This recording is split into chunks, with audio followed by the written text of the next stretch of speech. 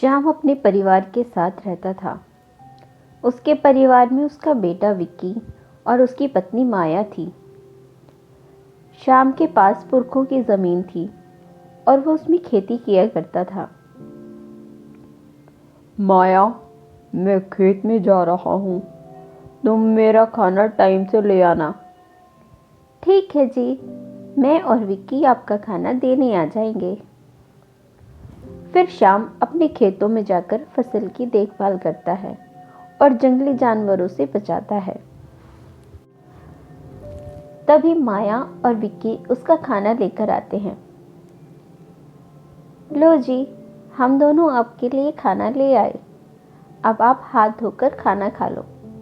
मैं अभी हाथ धोकर आता हूँ। वैसे भी मुझे बहुत भूख लगी है। श्याम की दैनिक दिनचर्या यही थी। विक्की स्कूल में पढ़ता था और पढ़ाई में बहुत होशियार था। धीरे धीरे समय बीतता है और फसल की कटाई का समय आता है। अपनी फसलों की कटाई के बाद वो उन्हें बाजार में बेचता है, लेकिन शाम को उसके कम पैसे मिलते हैं। अरे बाबूजी, मेरी फसल के इतने कम पैसे क्यों? मेरी फसल तो अच्छी है। तुम्हारी फसल अब की बार ज़्यादा अच्छी नहीं है। श्याम उदास होता है और सोचता है कि अब अगली फसल के लिए पैसे कहाँ से लाऊंगा। वो घर जाकर माया से बोलता है, माया, अब की बार फसल के पैसे कम मिले हैं। अगली फसल के लिए पैसे कहाँ से लाऊंगा, समझ नहीं आ रहा। अगर आपको ठीक लगे तो मेरे जेवर साहूकार के पास गिरवी रखवा दो और उन पैसों से अगली फसल लगा लो। नहीं माया, तुम्हारे जेवर गिरवी रखकर मैं फसल नहीं लगाना चाहता। अजी, जब अगली फसल अच्छी बिक जाए तो मेरे जेवर साहूकार से छुड़वा लाना। श्याम माया की बात से सहमत होता है और साहूकार के पास गहने गिरवी रखकर पैसे लेने के लिए जाता है। सेठ जी, ये गहने गिरवी रख लो और मुझे इसके बदले पैसे दे दो। और श्याम, तुझे क्या ज़रूरत पड़ गई गहने गिरवी रखने की? क्या बताऊं सेठ जी, अब की बार फसल के पैसे कम मिले। अगली फसल के लिए पैसे ज़रा कम हैं, इसलिए ये जेवर गिरवी रखने पड़ रहे हैं। साहूकार बहुत ही लालची और निर्दयी इंसान था और वह बहुत ज़्यादा ब्याज वसूल करता था। उसने श्याम को गहने के जितने पैसे मिलने चाहिए थे उससे कम दिए। ये क्या सेठ जी, इतने कम पैसे? इन गहनों के इतने पैसे तो नहीं बनते। थोड़े और पैसे तो बढ़ाओ। नहीं नहीं, मैंने तो पहले ही ज़्यादा दे दिए हैं। तुमने यदि मुझ पर विश्वास नहीं किया तो कहीं और गिरवी रख लो। नहीं नहीं सेठ जी, ऐसा नहीं है। बस मैं तो यूं ही। ठीक है, मैं ले जाता हूँ ये पैसे। श्याम उन पैसों को फसल लगाने के लिए ले जाता है और फसल लगाकर उसमें पूरी जी जान से मेहनत करता है और उसकी अच्छे से देखभाल करता है। लेकिन इस बार भी उसकी फसल ज़्यादा अच्छी नहीं होती।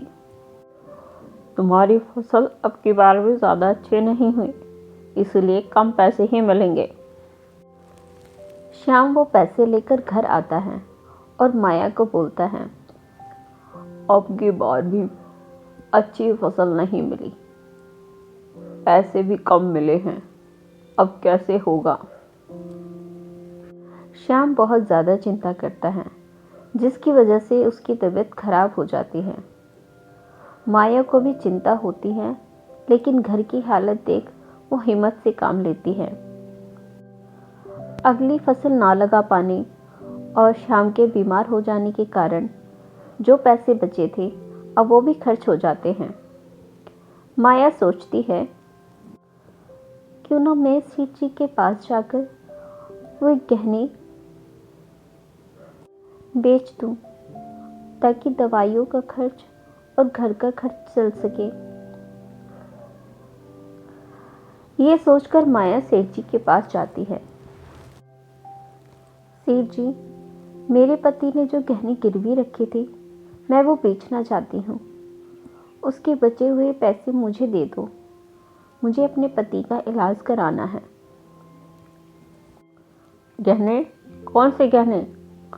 जो गहने तेरे पति ने गिरवी रखे थे उनका ब्याज अभी तक नहीं दिया। वो गहने अब मेरे हो गए। सेठ जी, ऐसा ना करो। मेरे पास यही एक उम्मीद है। अगर पैसे ना मिले तो मेरे घर का खर्च और इनकी दवाइयाँ कैसे आएंगी? तुम्हारे पास और कुछ गिरवी रखने को हो तो ठीक है, नहीं तो जाओ यहाँ से। मेरा समय खराब मत करो। माया वहाँ से आ जाती हैं और सोचती हैं, अब कैसे खर्चा चलेगा। तब विक्की बोलता है, माँ, क्यों ना आप कपड़े सिलना शुरू कर दो।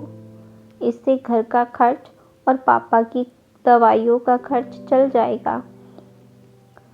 लेकिन बेटा, हमारे पास पुरानी मशीन है और मुझे कपड़े सिले हुए काफ़ी समय हो गया है।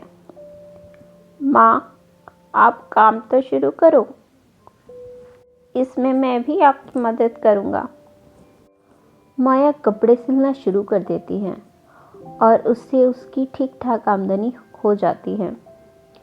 एक दिन काम करते करते मशीन खराब हो जाती है। अब इसको क्या हुआ? हे भगवान, मेरे साथ ऐसा क्यों हो रहा है? अब मैं नई सिलाई मशीन कैसे लाऊंगी? माँ, क्यों ना हम कोई पुरानी सिलाई मशीन खरीद लें। वो सस्ती भी आ जाएगी और नई सिलाई मशीन लेने के लिए हम बाद में सोच लेंगे। ठीक है विक्की, हम दुकान से पुरानी सिलाई मशीन ले लेते हैं। दोनों दुकान से पुरानी सिलाई मशीन ले आते हैं। माया कपड़े सिलकर सो जाती हैं। बाकी कपड़े अगले दिन सिलेगी, ऐसा सोचकर वो उन्हें ऐसे ही रख देती है। अगली सुबह माया देखती है कि उसके बाकी कपड़े सिल चुके हैं।